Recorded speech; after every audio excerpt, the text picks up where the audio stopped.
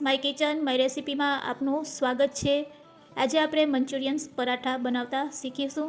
એક નવી જ રેસિપી શીખીશું।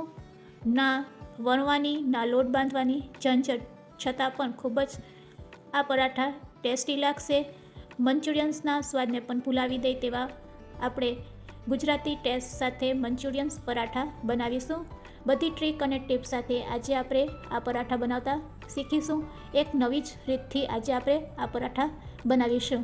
રેસિપી સારી લાગે તો લાઇક અને શેર જરૂરથી કરજો, અને જો તમે મારી ચેનલ ઉપર નવા હોય તો મારી ચેનલને સબસ્ક્રાઈબ કરી બાજુનું બેલ બટન દબાવવાનું ભૂલશો નહીં, જેથી કરીને તમને મારા નવા વિડીયોનું નોટિફિકેશન મળતું રહે।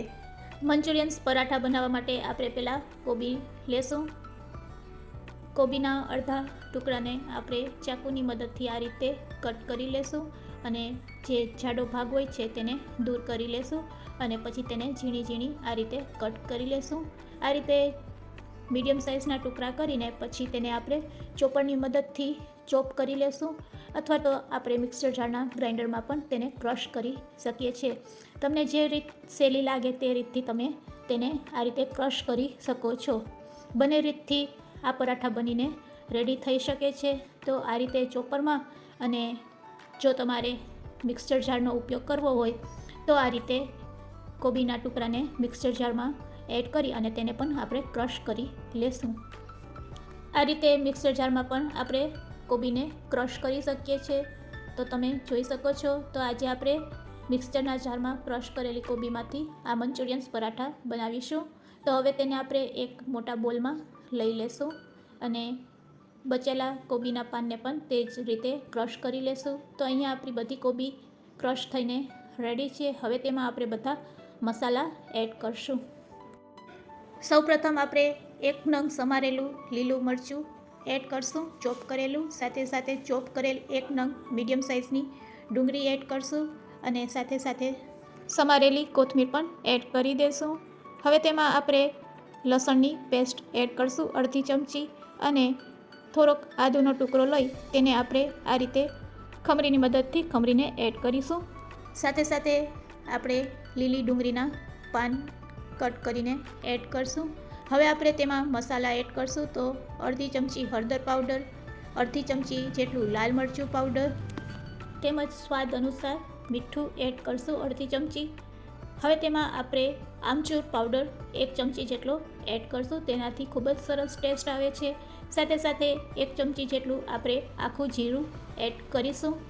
તો અહીંયા આપણે બધા મસાલા એડ કરી દીધા છે। હવે આપણે તેને સારી રીતે મિક્સ કરી લેશું।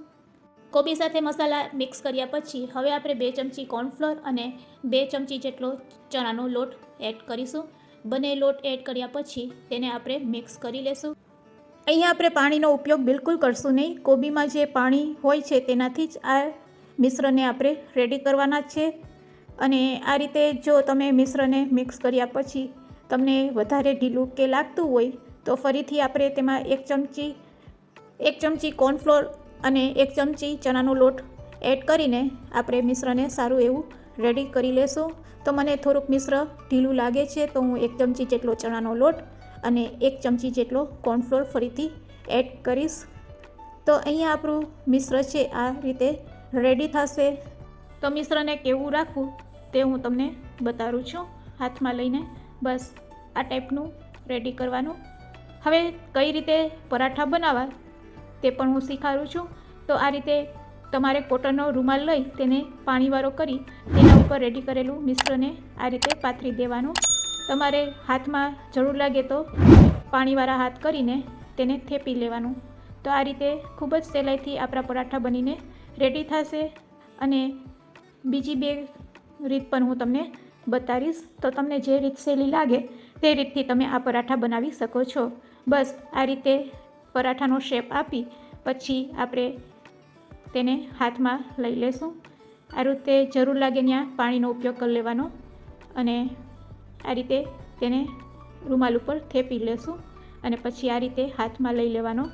આ બાજુ આપણે ગેસની ફ્લેમ ચાલુ કરી આપણી નોનસ્ટિક તવાને પણ ગરમ કરી લીધેલ છે। તો બસ તેને આ રીતે રૂમાલને લઈ અને તેના ઉપર આપણે પરાઠાને સ્પ્રેડ કરી દેશું, અને પછી થોડુંક તેલ લગાડીશું અને હળવા હાથેથી 2 મિનિટ તેને ચડવા દેશું અને પછી તવેથાની મદદથી તેને પલટાવી લેશું. આ રીતે નવી રીતે આપણે પરાઠા બનાવી શકીએ છીએ.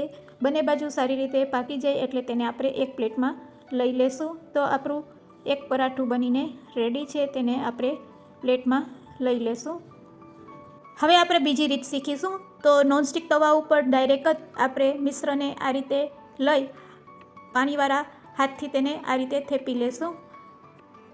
તો આ રીત પણ ખૂબ જ સહેલી છે, એકદમ ઝડપથી તે પણ બનીને રેડી થાય છે. બસ આ રીતે હાથેથી થેપી લેવાનું અને પછી તેના ઉપર આપણે તેલ લગાડી દેશું. તેલ લગાડી 2 મિનિટ તેને આ રીતે ચડવા દેશું. એક બાજુ થઈ જાય એટલે તેને પલટાવી લેશું. તો હવે આપણે તેને પલટાવી લેશું, સાઈડ ચેન્જ કરી બંને બાજુ તેને આ રીતે પકાવી લેશું. તો અહીંયા આપણું બીજું પરાઠું પણ બનીને રેડી છે, તેને પણ આપણે એક પ્લેટમાં લઈ લેશું. બંને બાજુ સારી રીતે પાકી જાય એટલે તેને આપણે પ્લેટમાં કાઢી લેશું. હવે ત્રીજી રીતે આપણે પરાઠું બનાવતા શીખીશું. તો તેના માટે જો તમારી પાસે ઘરે બટર પેપર હોય તો તેના ઉપર પણ આ રીતે તમે મિશ્રને લઈ પાણીવાળો હાથ કરીને આ રીતે તેને થેપી લેવાનું. અહીંયા તમે બટર પેપરની જગ્યાએ કોઈ મોટા પાનનો પણ ઉપયોગ કરી શકો છો. તો આ રીતે તેને પણ થેપીને આપણે નોનસ્ટિક તવા ઉપર આ રીતે લઈ લેશું અને હવે તેને પણ આપણે તેલ લગાડી 2 મિનિટ માટે ચડવા દેશું. સારી રીતે એક બાજુ ચડી જાય એટલે તેને આપણે પલટાવી લેશું તવેથાની મદદથી. તો તમે જોઈ શકો છો સરસ પરાઠું આપણું એક બાજુ થઈ ગયું છે. તો તેને આપણે હવે પલટાવી લેશું. આ રીતે પલટાવીને બંને બાજુ આપણે તેને સારી રીતે શેકી લેશું. બંને બાજુ શેકાઈ જાય એટલે તેને પણ પ્લેટમાં કાઢી લેશું. તો રેડી છે આપણા ગરમા ગરમ મંચુરિયન પરાઠા, નવી જ 3 રીતથી બનાવેલા. તમને જે રીત સારી લાગી હોય તે રીતે તમે આ પરાઠા બનાવી શકો છો. આજની આ રેસીપી તમને કેવી લાગી તે પણ મને કમેન્ટ્સમાં જરૂરથી કહેજો. તેને આપણે શીઝવાન ચટણી અને ટમેટો કેચઅપથી સર્વ કરીશું. તો રેડી છે નવા જ મંચુરિયન પરાઠા સર્વ કરવા માટે. રેસીપી સારી લાગી હોય તો શેર પણ જરૂરથી કરજો. Thanks for watching.